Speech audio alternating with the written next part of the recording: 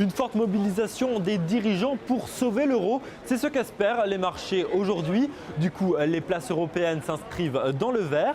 Le DAX gagne 1,27% et on avance de 2,80% à Madrid et Milan.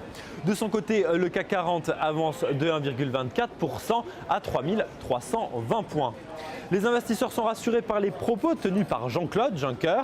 Dans une interview accordée au Figaro magazine et publiée dimanche, le président de l'Eurogroupe a déclaré croire en une action concertée entre la BCE et les États. Selon lui, la zone euro se tient prête à activer son fonds de secours. Le but est bien permettre de racheter de la dette d'État sur les marchés. Ces propos viennent faire écho à ceux tenus par François Hollande, Angela Merkel et Mario Draghi. Tous les trois se sont dit prêts la semaine dernière à faire tout ce qui était possible pour sauver la zone euro.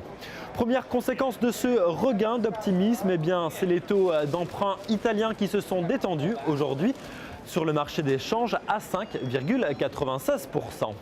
Du coup, l'appétence au risque est de retour sur le marché parisien. Le secteur bancaire est par exemple en forme. Crédit Agricole signe la plus forte progression du CAC en gagnant 7,03%.